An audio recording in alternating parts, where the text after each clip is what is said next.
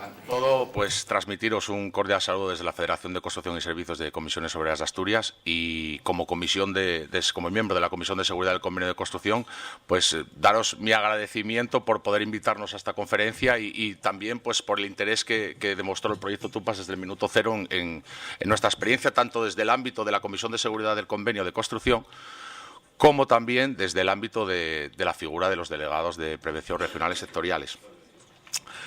A mí me gustaría comenzar teniendo en cuenta que hay mucha gente de aquí pues, que no tienen el placer de conocer Asturias. Entonces, yo creo que hay que dar unas mínimas pinceladas, ¿no?, de dónde arranca todo esto. Y para saber dónde arranca todo esto es importante conocer el contexto donde nos hemos movido.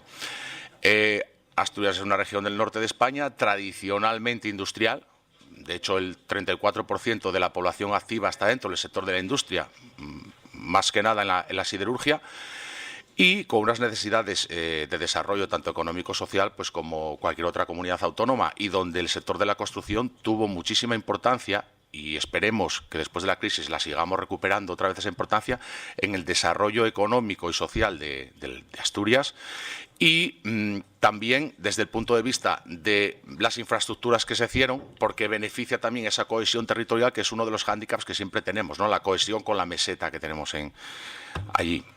El sector de construcción siempre fue un sector bastante complejo, y bastante complejo desde el punto de vista de la situación que se estaba dando en aquel momento. Nos encontrábamos con una situación ya en los años 80 y 90, aparte de una alta conflictividad sindical, nos encontrábamos con una situación donde las empresas no había inversión por parte de las empresas en recursos en materia de prevención de riesgos laborales. De hecho, no había un respeto por los derechos laborales en aquel momento.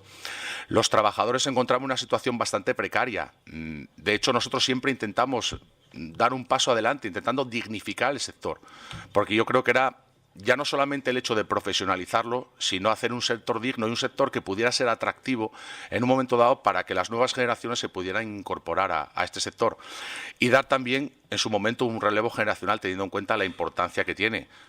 Lo digo, el Producto Interior Bruto de Asturias, el 6% del Producto Interior Bruto de Asturias fue dentro del sector de construcción. En datos de trabajadores y empresas, aquí podéis observar pues, de que en 2007 tocamos techo con número de trabajadores, 30.000 trabajadores, y teníamos 3.669 empresas. A partir de 2007 llegó la crisis económica, que nos afectó de manera desigual a todos los países de la Unión Europea, pero en Asturias la vivimos muy crudamente, y como podéis observar, a día de hoy estamos empezando a recuperar un poco el empleo. No a la velocidad que como organización sindical queríamos, pero de momento se está recuperando, tanto por un lado el empleo y por otro lado el número de empresas. La prevención de riesgos laborales en el sector está catalogado como una actividad potencialmente peligrosa, con una alta accidentalidad. Históricamente siempre fue uno de los hándicaps más importantes que tuvimos. ¿Por qué? Porque siempre había una falta de formación y cualificación profesional. Había empleo precario, como comentaba antes, y luego teníamos otro problema muy importante, que eran las largas cadenas de subcontratación, donde a medida que se iban subcontratando empresas, el trabajo iba siendo cada vez más precario. También, por otro lado, lo que comento ahí, que había siempre una deficiente inversión de prevención de riesgos laborales a las empresas. ¿Por qué? Porque en aquella época las empresas veían la inversión en prevención más como un hándicap, no lo veían como un elemento de competitividad. Entonces no lo veían como una inversión, sino que lo veían como un gasto innecesario. Costó mucho tiempo y mucho trabajo llegar a concienciar a las empresas para que cambiaran precisamente ese modo de pensar. ¿Cuándo lo cambiaron? Pues fue a raíz de la negociación colectiva. En el año 88, la negociación de ese convenio, los agentes sociales, en un momento dado, pues supimos, entre comillas, ver las necesidades del sector y supimos canalizar esas necesidades con una cuestión que era fundamental, que, como hablaba antes, era el proceso de dignificación y profesionalización del sector y llegar a que el sector fuera muchísimo más competitivo. Y creamos la Fundación Laboral de la Construcción en 1988, la primera fundación laboral a nivel de España. Y una fundación que tiene unos fines fundacionales donde no solamente a los trabajadores trabajamos desde el ámbito laboral, sino también desde el ámbito social, con ciertas prestaciones a los trabajadores, prestaciones a adquisición de vivienda, prestaciones, ayudas al estudio para los hijos de los trabajadores, prestaciones de apoyo familiar, apoyo a la minusvalía, aquellos trabajadores que tengan una persona en situación de discapacidad en su casa, pues tienen ciertas ayudas. Ayudas también para las empresas, por supuesto que sí.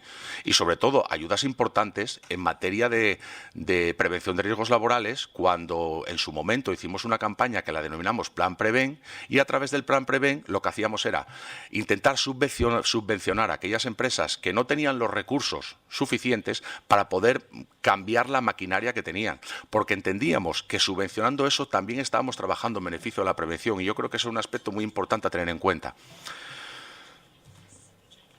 A partir de ahí, tenemos un hito importante en Asturias y yo creo que en toda España, que fue cuando nace la Ley de Prevención de Riesgos Laborales en la Ley 3195, el año 95. Y en el año 96, en esa negociación de ese convenio, nosotros creamos la Comisión de Seguridad del Convenio de Prevención, la Comisión de Seguridad, Prevención de Riesgos Laborales, ¿no? Todavía no era de contratación, era solamente de prevención de riesgos laborales.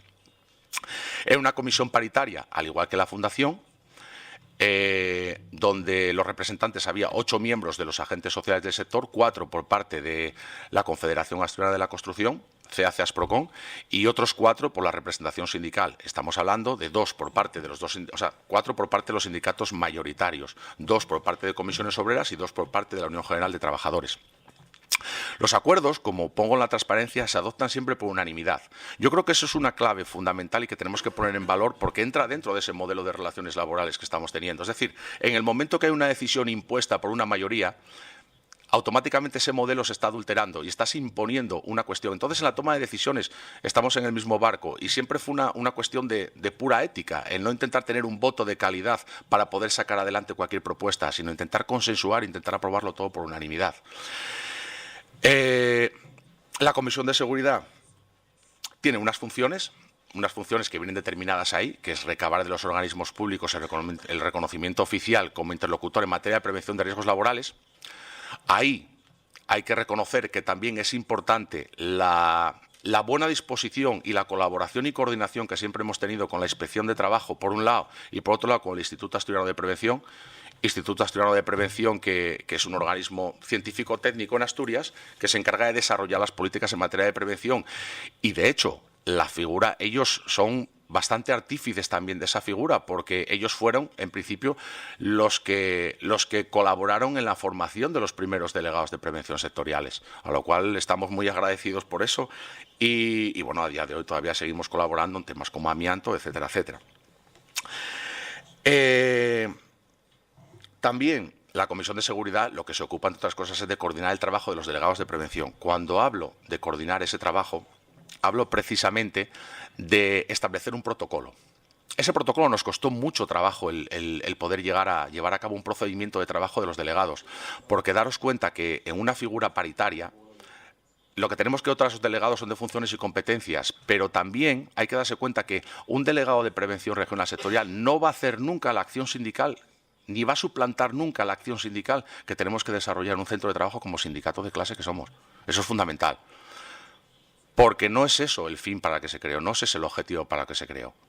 Se creó como una herramienta que tiene que tener una capacidad pedagógica importante, que eso es fundamental. Una capacidad, entre comillas, como decíamos, de adoctrinamiento. Y luego, en última instancia, nosotros, como delegados de prevención, siempre decíamos una cosa, que cuando tú tenías que llegar a denunciar a una empresa de inspección de trabajo o tenías que notificarla porque no había hecho caso a tus requerimientos, el fracaso era por las dos partes, pero nosotros también asumíamos nuestra parte de fracaso también, porque no hemos sido capaces, pues, de seducir, entre comillas, ¿no?, con esa actividad pedagógica para intentar un cambio en la mentalidad preventiva de las empresas, ¿no? Entonces asumíamos también, y lo seguimos haciendo, asumimos también esos pequeños, vamos a llamarlos pequeños fracasos, ¿no?, que son el día a día también del trabajo que desarrollamos en la comisión y con los delegados. Los delegados tienen unas funciones, que esas funciones las dimos por el convenio que hablábamos antes de 1996, que es entrada libremente a todo centro de trabajo, entrevistarse con los responsables de personal, recomienda la paralización de trabajos en caso de riesgos graves e inminentes, cuestión fundamental, porque de ahí, cuando llega ese informe a la Inspección de Trabajo, porque digamos que ha ocurrido un accidente, por desgracia, pues de ahí, pues oye, la inspección yo creo que para la aplicación de la LISOS tiene una buena herramienta, pero aparte también para en un momento dado poder hacer un recargo de prestaciones, que de hecho se ha dado en alguna ocasión, precisamente en base a esa recomendación de paralización que se ha desoído totalmente. Y luego en caso de accidente grave o mortal, lo que hacemos un informe no un informe de investigación del accidente, realmente lo que hacemos es un informe descriptivo. ¿Y por qué? El informe descriptivo lo realizamos precisamente porque es una manera de tener una información importante para el sector. Es una manera importante de saber el día de mañana qué campañas y hacia dónde tenemos que enfocar el trabajo de los delegados de prevención regionales sectoriales también. Nos sirve como un poco como testaje. No pretendemos nunca hacer un informe de investigación del accidente porque eso no nos compete. Es una competencia que además tampoco la queremos asumir, ¿no? Es una cuestión a nivel informativo, a nivel interno y para que nos sirva la comisión para tomar futuras medidas y elaborar futuras campañas. Bien. Comenzamos en la andadura con los delegados sectoriales en el 98. En el 98 eran 2 parejas solamente. Estamos hablando que esas 2 parejas, atendiendo a la paridad, que ya venía desde la Fundación por un lado, desde la Comisión de Seguridad por otro, pues lógicamente la figura del delegado sectorial, tiene que tener ese componente paritario. Entonces, eran 4 delegados, 2 por parte de la Confederación Asturiana de la Construcción y 2 por parte de los sindicatos, uno de comisiones obreras y otro de la Unión General de Trabajadores, que iban por parejas, uno de cada lado. Y que teníamos Asturias en aquel momento, aunque ahora estáis viendo el mapa de Asturias dividido en 4, eso fue posteriormente, lo teníamos dividido en 2, en la zona oriental y zona occidental, y zona de influencia de cada una de las parejas. En 2004, como consecuencia de cierto boom en la construcción, como yo creo que sufrió la totalidad del país, en Asturias también fue un fiel reflejo de ese boom que hubo. Y de hecho, ese año, en 2004, se empezaron a construir las grandes infraestructuras. Estamos hablando de la autovía del Cantábrico, que unía todo el norte, a través de autopista, todo el norte de España.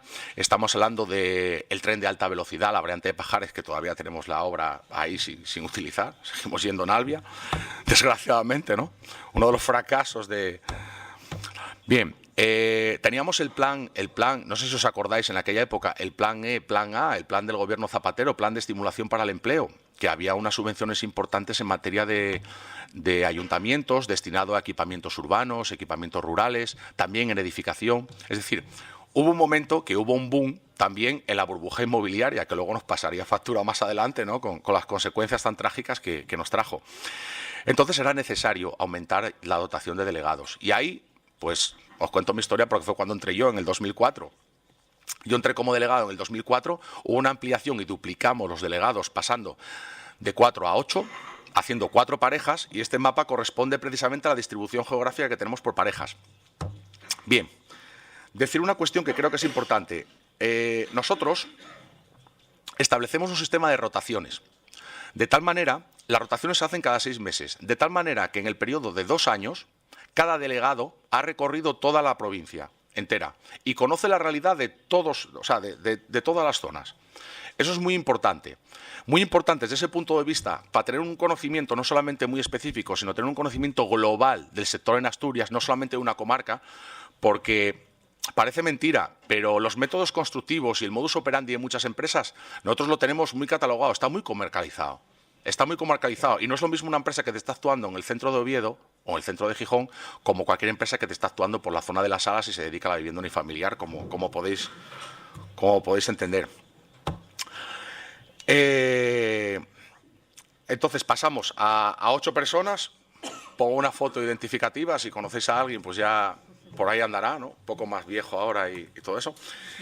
Y bien,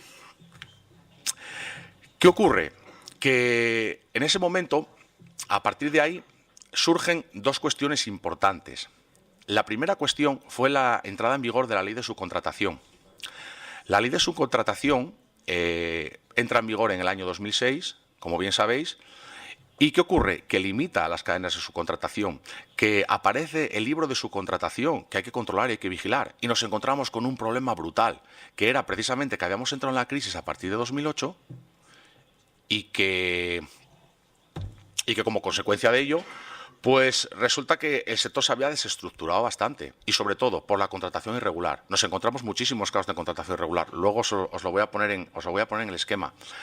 A partir de ahí decidimos, nos costó también mucho trabajo porque fue un ámbito de negociación muy duro con la patronal en aquel momento, que la patronal ya no venía teniendo ese modelo de relaciones laborales y esa intensidad a la hora de querer llegar a acuerdos, porque hay que reconocer que lo estaban pasando mal, los trabajadores más, porque eran los que se iban a la calle.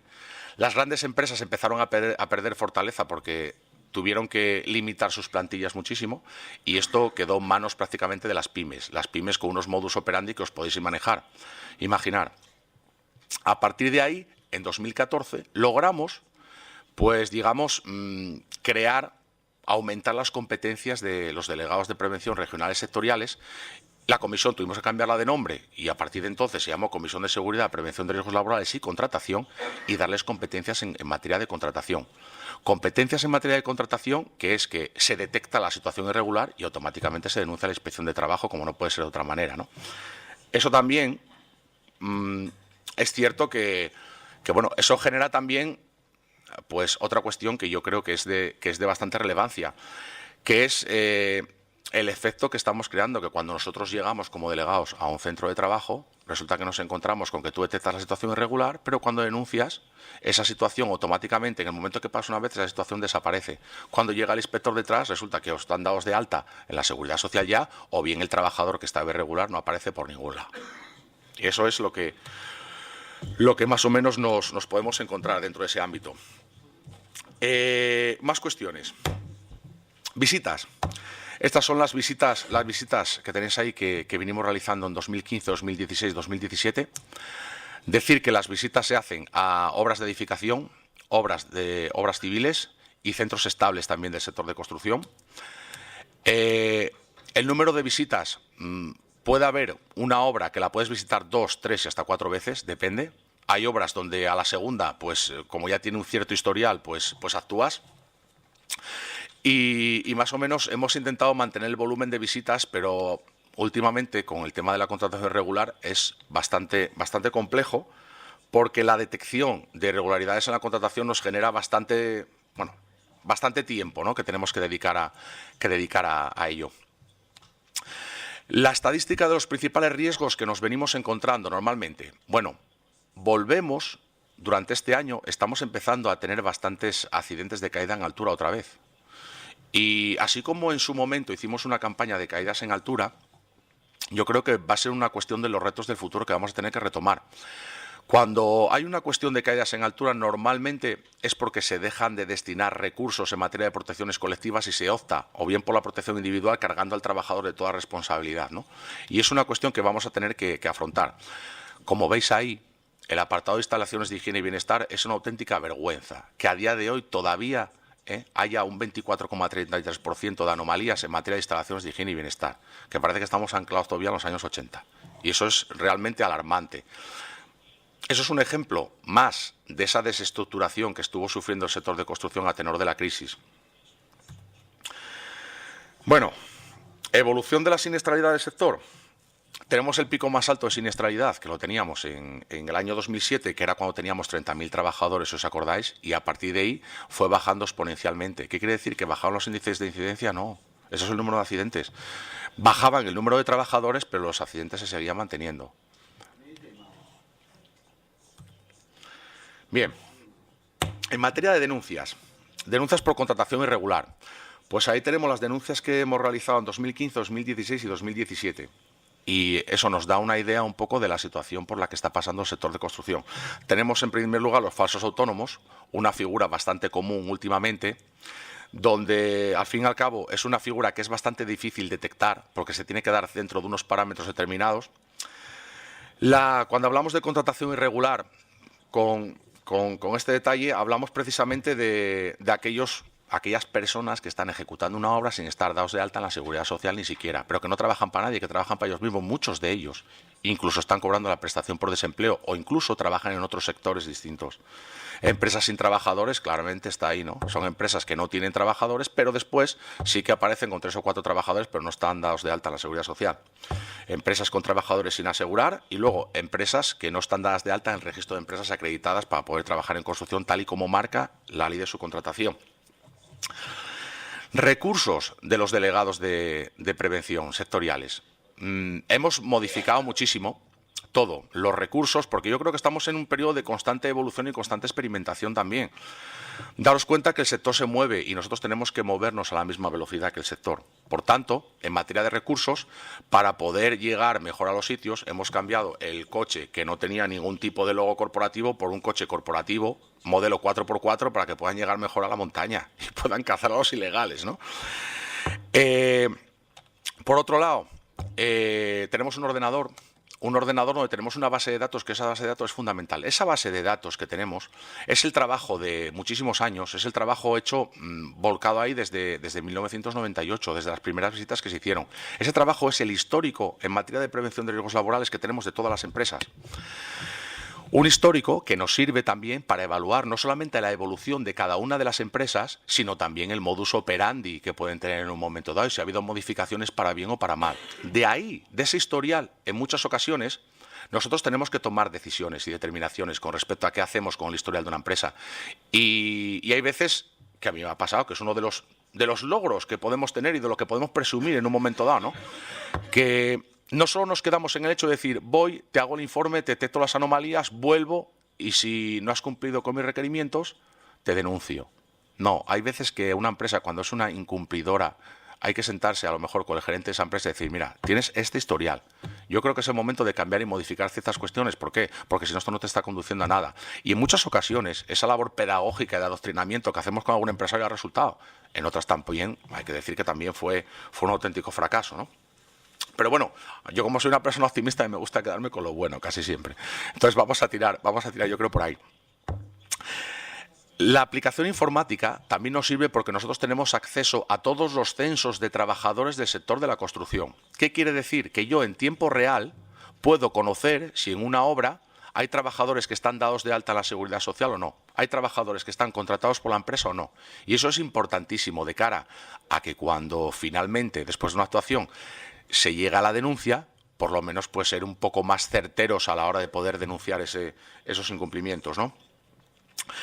En principio, yo era lo que no me quiero extender mucho más del tiempo, porque creo que no tengo mucho más tampoco.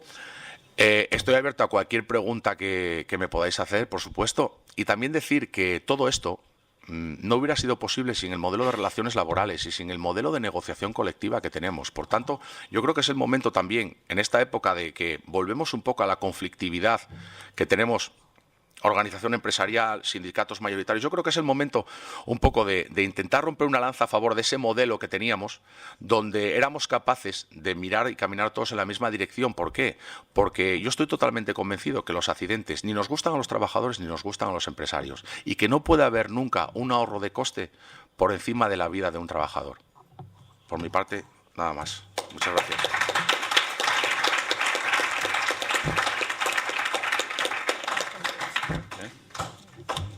Te dejo.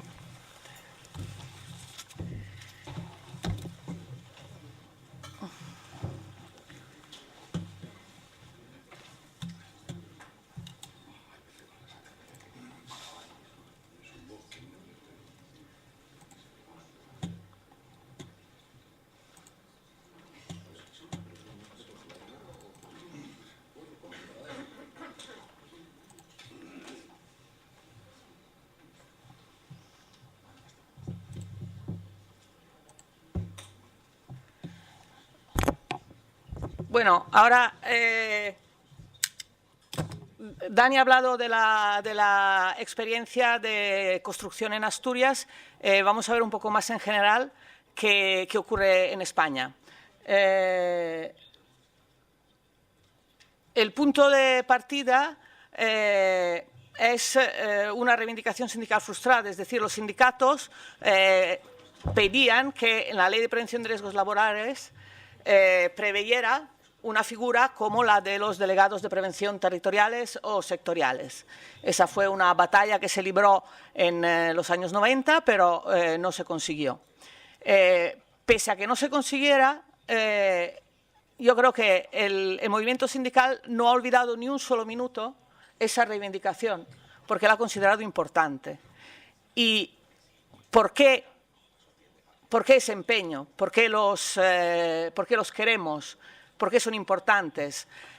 Pues porque ya lo han comentado y lo han puesto de manifiesto David y Kai, ¿no? En la economía flexible, difusa, just in time, fracturada y fisionada o segmentada, es muy difícil implementar la participación que prevé la Ley de Prevención de Riesgos Laborales. Es decir, ya sabíamos que en el contexto económico en el que nos teníamos que mover, en el contexto económico de relaciones laborales, los mecanismos de la Ley de Prevención iban a ser insuficientes. Y este es, en general, uno de los problemas del sindicalismo a partir de los años 90. Cómo alcanzamos, cómo se protege a la gente que está en microempresas en un sistema económico que tiene estas características. Cuando se dice no se olvida ni un minuto, pues ha salido en la intervención de Dani. En 1998, no me acuerdo porque las cifras bailan mucho, pero en 1998 ellos ya estaban firmando un acuerdo que contemplaba delegados de prevención sectoriales. Y hay muchas experiencias, a partir del 2000 ya hay muchas experiencias y algunas de las más antiguas siguen activas. La única que se perdió, digamos, y que salía en el informe de David, es la de Navarra, pero yo creo que ahí fue por circunstancias externas, es decir, ahí accedieron al gobierno los nacionalistas, su sindicato de referencia era LAB y en general todos los acuerdos con comisiones obreras y la Unión General de Trabajadores se paralizaron. De todas maneras, ahora se está pensando en recuperar la figura en Navarra. Y bueno, la ausencia de previsión legal, la falta de ese paraguas, que ya se ha visto que ayuda mucho, obliga a plantearse la implantación de los delegados regionales o sectoriales, los TUPAs, en base a acuerdos colectivos. Pero como se negocia, los ámbitos de negociación son extremadamente fragmentados y difusos en un país con una alta componente de descentralización como España. Entonces, en cada comunidad autónoma, digamos que estas negociaciones se han realizado en el ámbito de comunidad autónoma y a veces en el ámbito de sector y comunidad autónoma, como ha sido el caso que ha expuesto Dani. O a veces en el sector de la construcción hay una serie de acuerdos recogidos en el convenio que luego en cada comunidad autónoma se han ejecutado de una manera distinta. Y esta multiplicidad de mesas de negociación y multiplicidad de modelo hace que al final no sepamos mucho, más allá de nuestro ámbito directo, lo que está pasando. Es decir, se quedan un poco grises, no sabemos muy bien qué está ocurriendo y una de las finalidades de este trabajo era, bueno, todo empezó con una pregunta de Kai que dice, ¿qué está pasando en España con este tipo de experiencias? Y realmente no teníamos la respuesta y no había nadie que pudiera dar la respuesta de forma inmediata, era necesario ir territorio por territorio, federación por federación para buscar lo que había. ¿Cómo buscamos la información? Bueno, por un lado, realizamos una encuesta a nuestra gente, a los responsables sindicales de federaciones y territorios para que identificaran las experiencias que había en sus ámbitos. Y, por otro lado, sabemos que la Fundación de Prevención de Riesgos Laborales financia desde hace años proyectos que consisten en planes de visita y intentamos buscar la información ahí, pero la información de esa fuente de momento es opaca y no hemos conseguido aclararnos, así que lo haremos en otros estudios y en otros proyectos venideros. Y este es un poco el mapa de la situación, que aquí en mi ordenador se ve muy bien, pero allá no mucho. Pero digamos que lo que va rodeado en verde son los territorios que tienen tupas, comprenden ahí un eje central, y en azul los que hablan de acuerdos sectoriales, que fundamentalmente se refieren a construcción, el País Vasco y Canarias. Esto es lo que hemos identificado hablando con los responsables. Esto significa, la población ocupada en este ámbito geográfico es el 45% de la población española. Lo digo para cuando empecemos a cavilar sobre el alcance y la cobertura y todo esto. Y en cuanto a sectores, hemos encontrado que se nos han referido experiencia en materia de construcción, muy potentes en muchos sitios, industria, también significativas y con cierta permanencia en el tiempo, agricultura, más esporádico, comercio al por menor y hostelería fueron intentos, pero creo que se hicieron planes de visitas un par de años y creo que no tuvieron muy buen resultado porque no se han repetido, y dependencia y enseñanza privada ya más a nivel testimonial.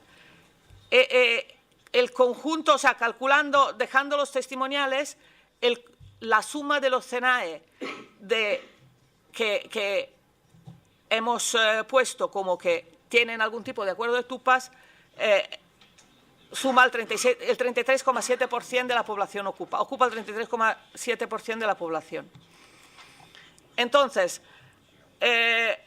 reflexionando sobre implantación, por un lado tenemos el 45% de la población ocupada cubierta por acuerdos de territorios, por otro tenemos el 30% de la población ocupada cubierta por acuerdos de sector. Eso, intentando no contar dos veces los que están cubiertos por el territorio y por el sector, el universo cubierto es el 61,5%, se podría decir. ¿Eso significa que se llega al 61%? No, en absoluto, porque los recursos son manifiestamente insuficientes. Pero el alcance teórico, el ámbito que dibujan los acuerdos es este. Y ahí tenéis los años de inicio de las experiencias, los que se puede ver que son experiencias que, bueno, no se lee nada, pero bueno, son experiencias que duran bastantes años. Una vez que se ponen en marcha, aguantan. A partir de esta fase de mapeo hemos seleccionado como experiencias a mirar más detenidamente la de Asturias de construcción, la de Asturias, en Asturias tienen otra que es para el resto de trabajadores, para los que no trabajan en el sector de la construcción, Castilla-La Mancha, en Castilla-León tienen una para el conjunto de trabajadores y otra para los forestales que trabajan en contratas del gobierno regional, y luego en Madrid también hay uno general y uno de un acuerdo de construcción. Sigue siendo necesario el trabajo de identificar y describir las experiencias. Esto es una primera, y de hecho probablemente habrá un spin-off del proyecto para España. Intentaremos mejorar la recogida de datos que hemos conseguido en esta primera fase. ¿Qué tienen en común todas las experiencias? Bueno, todas son extraordinariamente valiosas.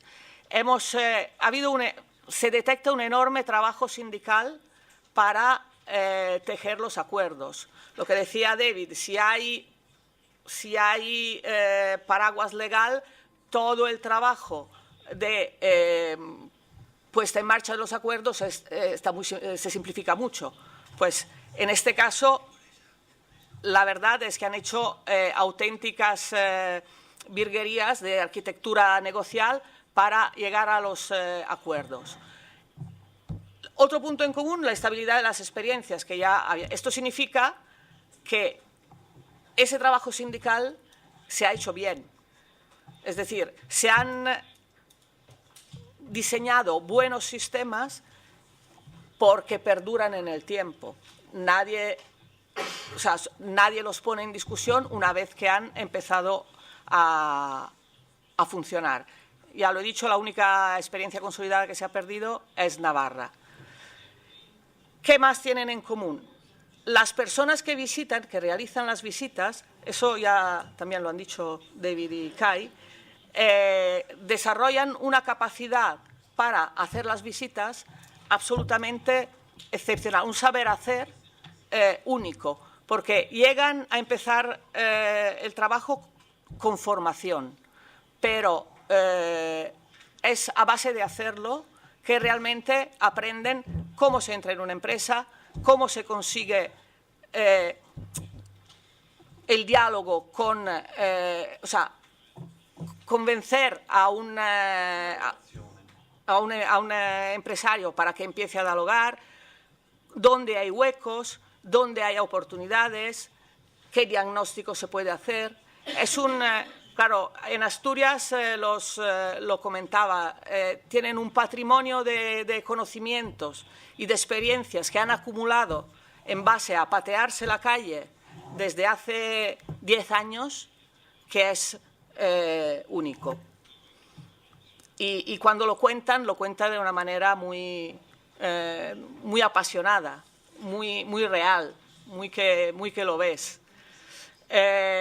Más puntos en común. El color político del gobierno local parece que no es determinante, ya que se han dado experiencias tanto en comunidades autónomas con gobierno socialista como en comunidades autónomas con gobierno del Partido Popular.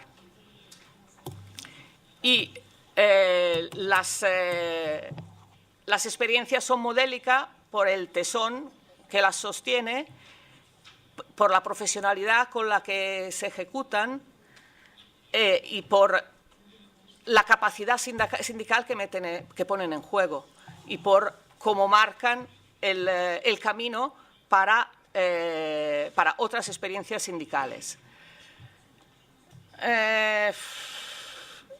No tengo tiempo, más allá de lo común, cada historia tiene su valor particular. En Asturias Construcción ha hablado Dani, ellos tienen una app que geolocaliza todas las obras, van por la calle, ven las obras, acceden a todo el historial de las visitas que han realizado y de todo lo que hay que saber sobre esa obra. En Asturias, el general, tienen un sistema de registro pasan un checklist y confrontan los resultados, primero entre primera, segunda y tercera visita y luego a lo largo de los años, de manera que obtienen resultados cuantitativos sobre cómo evolucionan las empresas. Castilla-La Mancha plantea la oportunidad de utilizar las visitas para apoyar el diálogo local, es decir, no solo ir donde no hay representantes locales, sino ir también para fortalecerlos. El tema de los forestales de Castilla y León han pasado de ser una actividad informal con altísima siniestralidad a una disminución de los accidentes de trabajo que ahora es del 40% respecto a cuando empezaron. Castilla y León empezó como una actividad generalista y ahora están planificando visitas a sectores prioritarios determinados por los agentes sociales, con lo cual cada vez son más específicos en sus visitas. Madrid General consiguen acercar a la micropyme la prevención y poner a los trabajadores en contacto con el sindicato. Trabajadores que de otra manera nunca entrarían en contacto con el sindicato, lo ven llegar a sus empresas y toman contacto con él. Y en Madrid Construcción, bueno, es parecido a lo que cuenta Dani, el valor de las visitas por parte de un equipo. De hecho, lo normal es que cualquier sugerencia, cualquier deficiencia detectada se corrija inmediatamente sin ningún tipo de problema. Entonces, reflexiones finales respecto de las experiencias españolas. Pues, bueno, que se pueden conseguir estos acuerdos, aunque no los contemple la ley. El caso español puede servir como ejemplo para los países que tampoco tienen en sus normativas una previsión de intervenciones desde el territorio o desde el sector. La puesta en marcha de los acuerdos hace que los agentes sociales sean más abiertos y estén más comprometidos con los temas de salud y seguridad laboral. Es decir, construir esos acuerdos hace crecer a los agentes sociales en materia de prevención de riesgos laborales y crea un terreno favorable para la continuidad del diálogo. Aquí tenemos la especificidad de las visitas conjuntas, empresarios y sindicatos, y de los agentes, o sea, de los agentes visitadores, que pueden ser tanto los sindicatos como de los empresarios. Y eso pone la pregunta, si es un punto clave o no, que las visitas sean conjuntas o separadas, o es importante que los agentes sindicales visiten, y da igual cómo lo hagan. Estos son temas para el debate. La presencia de delegados de prevención locales no debe impedir las visitas de los TUPAs, porque, aunque haya representantes, es necesario apoyarlos y dinamizarlos. Y bueno, los acuerdos promueven, en general, una sensibilización social en materia de seguridad y salud laboral. O sea, es como que se retroalimenta el círculo virtuoso que da apoyo a la acción de los delegados, y los resultados indican que hay mejoras luego en el desempeño de seguridad y salud de las pequeñas empresas que reciben las visitas, con lo cual al final hay una transformación en positivo de las condiciones de trabajo de las empresas objetos del programa. Eso se podría decir muchísimo, porque la verdad es que son experiencias muy ricas, pero el tiempo no da para más, así que seguiremos en otro momento. Y ahora dejamos la palabra a los compañeros de Suecia.